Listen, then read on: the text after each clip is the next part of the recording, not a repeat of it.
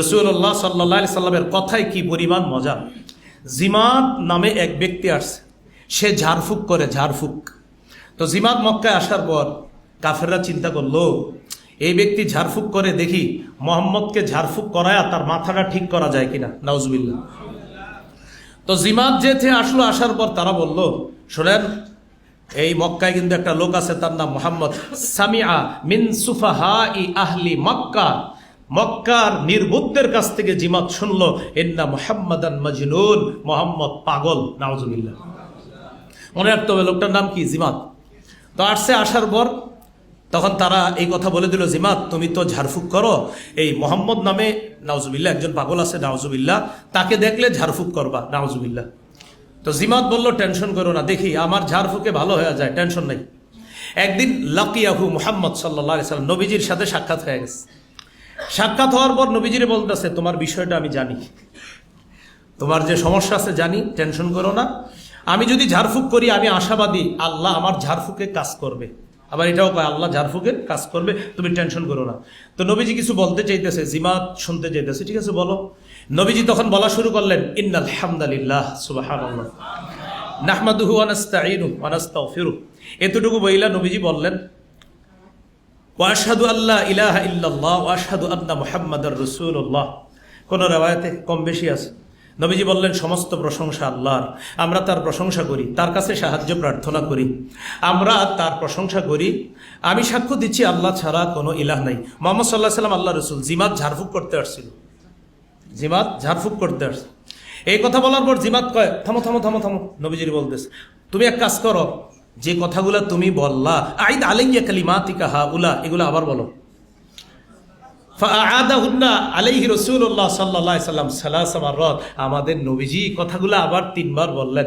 বলার পর জিমাদ তন্ময় হয়ে শুননা নবীজিকে বলতেছে, সামিআতু কাওলাস সাহারা, সামিআতু কাওলাল কাহানা, সামিআতু কাওলাশ শুআরা, ওয়াল্লাহি মা সামিআতু মিসলা কালিমাতিকা হাউলা।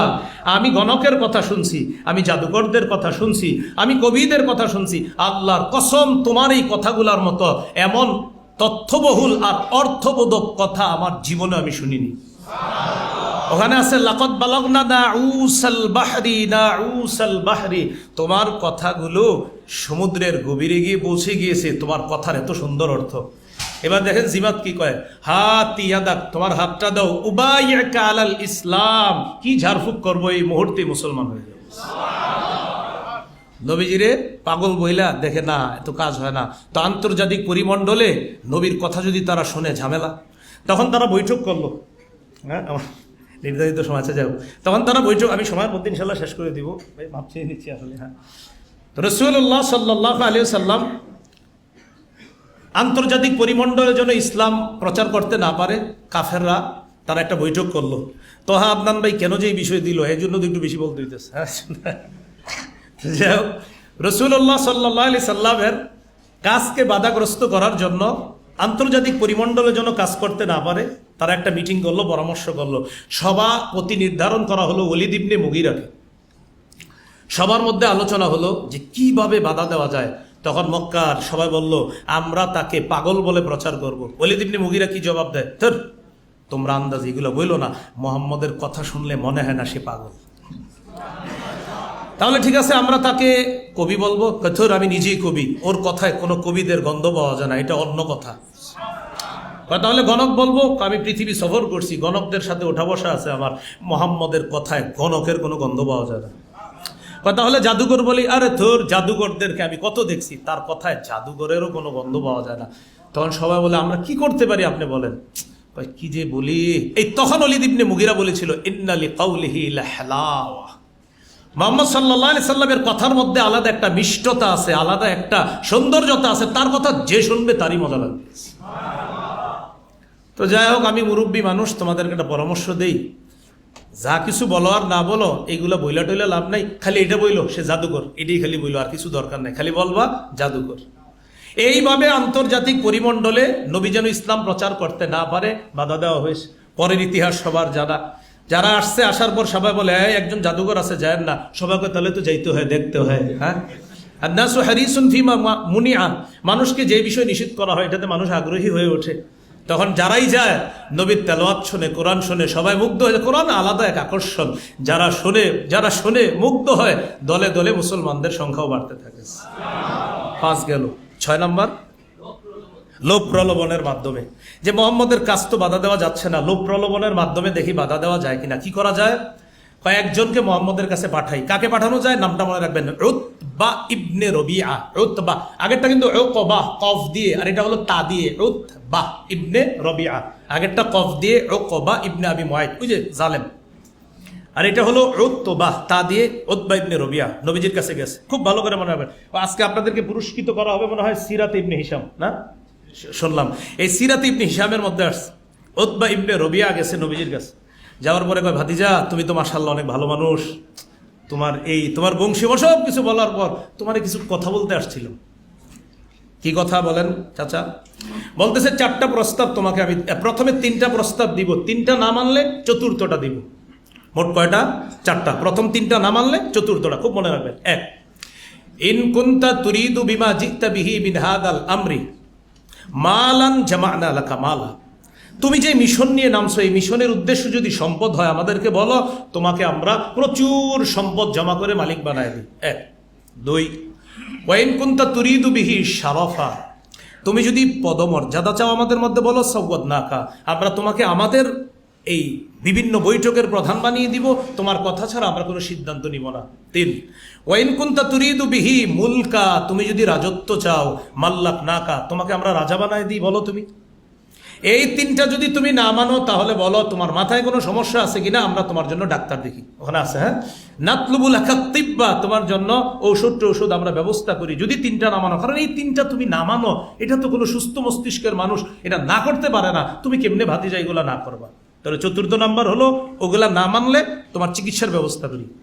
এটা বইলা উতবা উঠে যাবে, বলতেছে কাকা আপনার কথা শেষ, আপনার কথা শেষ। সিরাত ইবনে হিশামে আছে, আফারগতা, আপনি এই কথা বলা শেষ হয়েছে কাকা? হ্যাঁ শেষ। এবার নবীজি হামিম আস সাজদা, একটু সুবহানাল্লাহ পড়ি। হামিম আস সাজদা, এই সূরাটা তেলাওয়াত করতে লাগলেন। করতে করতে সাজদার আয়াত পর্যন্ত নবীজি পৌঁছলেন। পৌঁছার পর যখন এই তেলাওয়াত করতেছিলেন, উতবা ইবনে রবিআ নবীজির এই তেলাওয়াত মন দিয়ে শুনতেছে, শুধু মন দিয়ে না, এক পর্যায়ে শুনতে সিদ্ধে ঝুঁকে, মাথা ঝুঁকা নবীর কথাগুলা খুব মন দিয়ে শুনতেছে। সেজদার আয়াত যখন আসছে, নবী সেজদা দিছে, তখন তার হুঁশ ফিরে আসছে। ঘটনা কি? আমি আসলাম কি মিশন নিয়ে, হয়ে গেল কি? উতবা ইবনে রবিআ তাড়াতাড়ি ওখান থেকে উঠে গেছে। আবু জাহেল, কাফের বেঈমান যারা, তারা বলল কি ঘটনা? কি ঘটনার রেজাল্ট তো বেশি ভালো না, শুধু তার কাছে কাউরে পাঠায় না, যারে পাঠাবা সমস্যা হইতে পারে। মানে এটা সমস্যা কি? সে তার প্রতি আকৃষ্ট হয়ে যাবে, তার কথা যাকেই শুনতে দিবা সে তার প্রতি আকৃষ্ট হয়ে মুসলমান হয়ে যেতে পারে। 7 নাম্বার, বয়কট। সবভাবে কাজ হয় না, এবার কি করা? বয়কট করা। তাকে বয়কট করি আমরা সবাই মিলে। বয়কটের মধ্যে তারা কি করলো? বয়কটগুলো কিভাবে মনে রাখেন। 1, মুসলমানদের সাথে কেনা বেচা করবো না আমরা। 2, তাদের সাথে বিয়ে শাদী কোনো হবে না। 3, তাদের সাথে আমরা কোনো ধরনের মুআমালাত, মুআশারাত, মানে কোনো ধরনেরই কোনো লেনদেন করব না, ব্যবসা বাণিজ্য করব না। 2, বিয়ে শাদী ইত্যাদি করব না। 3, সামাজিকভাবে এমনভাবে বয়কট করব যে কোনো ধরনের লেনদেন তাদের সাথে থাকবে না। 4, মুহাম্মদকে আমাদের কাছে যতদিন সঁপে না দিবে ততদিন পর্যন্ত এই বয়কট বলবৎ থাকবে। এই 4টা কথা তারা বলে বয়কটের প্রস্তাব করলো এবং বয়কট হয়ে গেল। শুধু তাই না, মুসলমান সহ নবীর চাচা আবু তালেব কাফের হওয়া সত্ত্বেও ভাতিজাকে একা ছেড়ে দেয়নি। আবু তালেব সহ শিয়াবে আবি তালেবের মধ্যে প্রায় 3 বছর কঠিন এক জীবনের মধ্যে অতিবাহিত করেছেন। সাদ ইবনে আবি ওয়াক্কাস রাদিয়াল্লাহু তাআলা আনহু বলেন, এমন হয়েছে যে আমি একদিন রাতের বেলা গাছের পাতা পেরে ওইটাকে আমি সুন্দরভাবে ধুয়ে আগুনে পাক করে এরপর এটা খাইছি। এরকম অবস্থা হয়েছে আপনার ওই বয়কটের অবস্থাটা। এগুলো 7। 8 নাম্বার, তায়েফের নির্যাতন। নবীজি দেখলেন এদের মাঝে কাজ হয় না, তখন যে অনেক দাওয়াত দিলাম কিন্তু তারা তো আমাকে খালি মারে, নির্যাতন করে। নবীজি তখন গেলেন তায়েফে। সহিহ বুখারী একটা হাদিস নোট করে রাখতে পারেন, 3231 নম্বর হাদিস, 3231। এই হাদিসের মধ্যে আসছে, আম্মাজান আয়েশা সিদ্দিকা রাদিয়াল্লাহু তাআলা আনহা নবীজিকে বলেছিলেন, হাল আতা আলাইকা ইয়াউমুন, নবী আপনার জীবনে কি এমন কোনো দিন আসছে কানা আশাদ্দা মিন ইয়াউমি উহুদ, উহুদের চেয়েও কঠিন ছিল? নবীজি বললেন, আয়েশা লাকাদ লাকিতুমা লাকিতু মিন কওমিক, ওদের যুদ্ধে তোমার সম্প্রদায়ের থেকে যেটা পাওয়ার সেটা তো পেয়েছিলাম, তবে এর চেয়ে আরো কঠিন দিন ছিল কখন জানো? ইদ আরাদতু নাফসি আলা ইবনে ইয়ালিল, আলা আব্দি ইবনে ইয়ালিল ইবনে কুলাল, নামটা, হ্যাঁ, আব্দে ইয়ালিল ইবনে কুলাল, তার কাছে যখন আমি আমার দাওয়াত পেশ করলাম। যদিও তারিখের কিতাবে আরো পাবেন হাবিব, মাসুদ আর আব্দে ইয়ালিল ইবনে কুলাল, এই তিনজনের কাছে নবী দাওয়াত পেশ করেছিলেন। তো দাওয়াত পেশ করার পর আয়েশা তারা আমার এমনভাবে নির্যাতন করছে, নির্যাতন করতে করতে আমি বেহুশ হয়ে গেলাম। আয়েশা হঠাৎ রফাত রাসি, আমি মাথা উপরে উঠে দেখি, ফাইদা আনা বিসাহাবা, আমি বিসাবাহা, আমি দেখলাম যে আমি একটা মেঘের নিচে আছি। ওই মেঘের মধ্যে আমি তাকায় দিই জিবরিল আমিন আমাকে ছায়া, কদ আযাল্লাতনি, ওই মেঘ আমাকে ছায়া দেয়। হঠাৎ দেখি জিবরিল আমিন আমারে বলতেছে, ইন্নাল্লাহ কদ সামিআ কাওলা কওমিকা লাকা ওয়া মা রাদ্দু আলাইকা, আপনি তায়েববাসীর দাওয়াত দিছেন, তারা যে জবাব দিছে আল্লাহ সব শুনছে। ওয়াকাদ বাআসা ইলাইকা মালাকাল জিবাল, পাহাড়ের দায়িত্বে নিয়োজিত ফেরেশতা আপনার কাছে পাঠায় দিছে, লিতা'মুরাহু বিমা শি'তা ফীহিম, আপনি তাকে যা মন চায় সেই আদেশ আপনি করতে পারেন। নবীজি সাল্লাল্লাহু আলাইহি সাল্লামকে ওই যে পাহাড়ের দায়িত্বে ফেরেশতা তিনি নবীজিকে সালাম দিলেন। নবীজি বলেন না দানি, আমাকে ডাকলেন, সাল্লাম আলাইয়া, আমাকে সালাম দিলেন। সালাম দেওয়ার পর আমাকে বললেন, আপনি যদি বলেন আন উতবিকু আলাইহিমুল আখবাশাইন, এই দুই পাহাড় তাদেরকে চাপা দিয়ে আমি শেষ করে দেই, আপনি বলেন আমি আপনার হুকুম পালন করব। নবীজি বললেন লা বাল আরজু আইয়ুখরিজাল্লাহু মিন আসলাবিহিম মাইয়াবুদুল্লাহ লা ইউশরিকু বিহি শাইআ, তারা আমার দাওয়াত গ্রহণ করে নাই, কি হয়েছে? আমার আশা তাদের বংশ থেকে যারা আসবে, ঔরস থেকে যারা আসবে, আমার আশা তারা আমার দাওয়াত গ্রহণ করবে, তারা আমার এই সত্য বাণী গ্রহণ করবে।